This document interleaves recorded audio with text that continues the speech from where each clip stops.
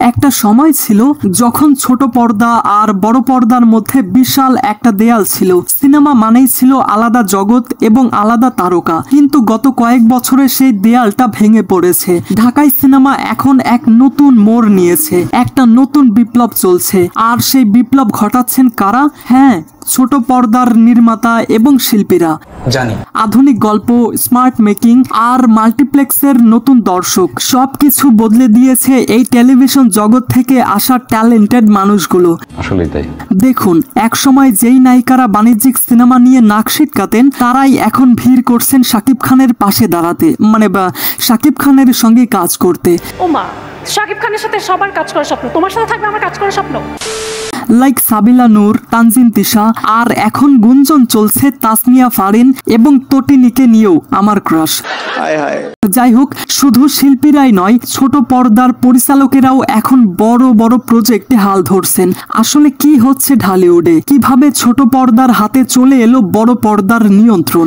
আর ভবিষ্যতে কি এই নতুন তারকারা বড় পর্দার সমস্ত পুরনো কাস্টিংদের ওভারশ্যাডো করে ফেলবেন? ওইটাই তো সবচেয়ে বড় চিন্তা। তো গাইস, আজকের এই ভিডিওতে এই বিষয়টাকেই চুলছেরা বিশ্লেষণ করা হবে। এইবার শালা কাপাকাপির পালা। আরে চাচা, কাপাকাপি বাদ দিয়ে চ্যানেলটা সাবস্ক্রাইব করুন। আরে বাহ, আপনাকে থ্যাংক ইউ।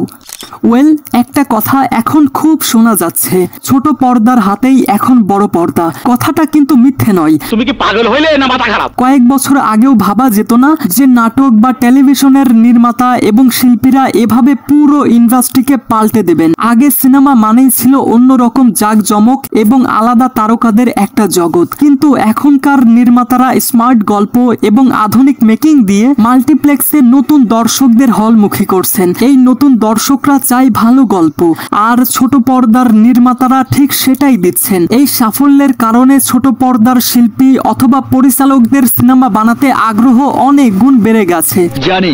মজার বিষয় হলো, একসময় ছোট পর্দার নায়িকারা বাণিজ্যিক সিনেমাকে একটু নিচু চোখেই দেখতেন, কিন্তু ছোট পর্দার পরিচালকরা যখন বাণিজ্যিক সিনেমাকেও আধুনিক রূপ দিলেন, তখন নায়িকাদের সেই ধারণাটা পুরোপুরি পাল্টে গেল।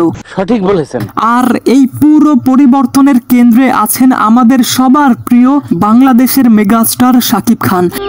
আমি ছোট পর্দার নির্মাতাদের নতুন চিন্তা ভাবনা আর পরিচালনায় শাকিব খানও নিজেকে নতুন করে ভাঙছেন এবং নতুন রূপে স্ক্রিনে হাজির হচ্ছেন। স্বাভাবিকভাবেই এখন ছোট পর্দার প্রায় সব জনপ্রিয় নায়িকাই চান শাকিব খানের বিপরীতে বড় পর্দায় অভিষেক ঘটাতে।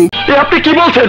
এর ফলে আমরা দেখতে পাচ্ছি, ধরুন কিছুদিন আগে সাবিলা নূর কিন্তু শাকিব খানের সঙ্গে তাণ্ডব সিনেমা দিয়ে সফলভাবেই বড় পর্দায় পা রাখলেন। আবার অন্যদিকে ছোট পর্দার জনপ্রিয় নায়িকা তানজিন তিশার প্রথম সিনেমা হতে চলেছে সোলজার, যেটা আগামী ডিসেম্বরে মুক্তি পাবে। এবং মজার বিষয় হলো, সাবিলা নূরের মতো তানজিন তিশাও শাকিব খানের হাত ধরেই বড় পর্দায় অভিষেক করতে চলেছেন। Very good news. এবং আরো একটা মজার বিষয় হচ্ছেন, এই সিনেমাটি পরিচালনা করছেন ছোট পর্দার পরিচালক শাকিব ফাহাদ। শুধু তাই নয়, আরো অনেকেই আছেন এই লাইনে।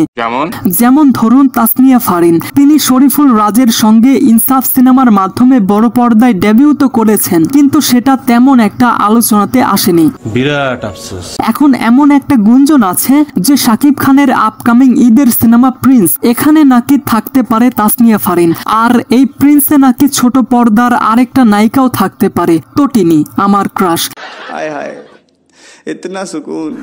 ভাবুন তো, শাকিব খানের সঙ্গে স্ক্রিনে যদি তাসনিয়া ফারিনকে দেখা যায়, তাহলে তো সেটা ফাটাফাটি ব্যাপার হবে, তাই না? পরিষ্কার বোঝা যাচ্ছে ছোট পর্দার তারকারা এখন বড় পর্দার মূল আকর্ষণ হয়ে উঠেছেন। ওয়েট গাইস, যেভাবে আপনারা আমার সঙ্গে ইউটিউবে কানেক্টেড রয়েছেন, আমি চাইবো ঠিক একইভাবে আপনারা আমার সঙ্গে ফেসবুক পেজেও যুক্ত থাকেন, যেখানে আমি আমার নিত্যদিনের অনেক কিছুই এখানে শেয়ার করে থাকি।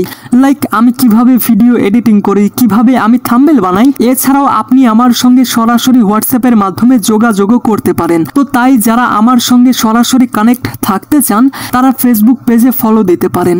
যাই হোক, যেটা বলছিলাম, শুধু শিল্পীরাই নয়, অনেক পুরনো আর অভিজ্ঞ পরিচালকরা যখন ভালো কোনো প্রজেক্ট বানাতে পারছেন না, ঠিক তখনই ছোট পর্দার পরিচালকেরাই একের পর এক ব্যবসা সফল এবং ব্লকবাস্টার সিনেমা উপহার দিচ্ছেন।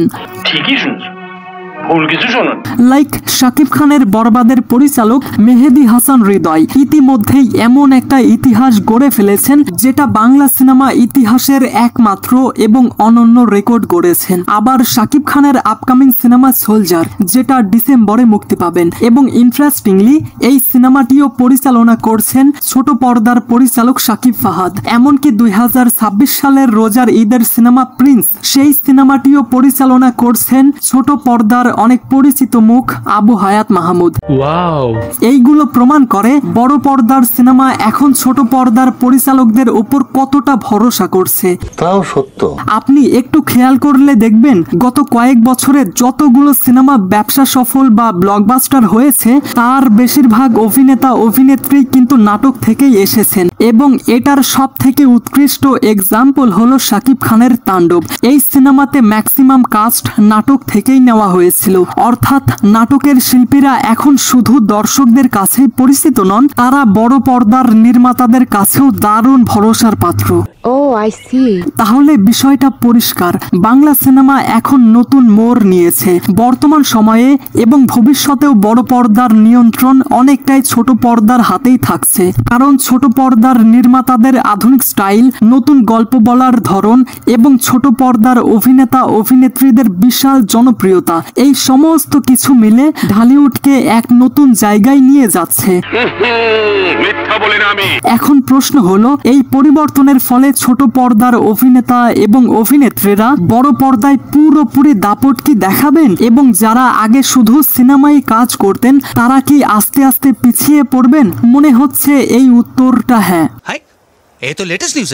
ছোট পর্দার শিল্পীরা এখন বড় পর্দার জন্য নতুন মুখ নন, তারা হলেন পরীক্ষিত তারকা। তাদের নিজেদের একটা বিশাল ফ্যান বেজ রয়েছে। তাদের আগমন বাংলা সিনেমাতে বৈচিত্র্য এনেছে, যেটা দর্শকদের আবার সিনেমা হলমুখী করছে। এই ধারা চলতে থাকলে বাংলা সিনেমা আরো শক্তিশালী হবে। তখন ছোট পর্দার অভিজ্ঞতাটাই হয়ে উঠবে বড় পর্দার সফল হওয়ার একমাত্র মূল মন্ত্র।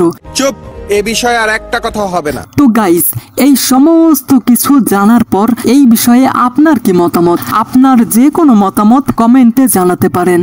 ঠিক আছে। তাইলে আজকের মতো আমি যাই। হ্যাঁ, যাও।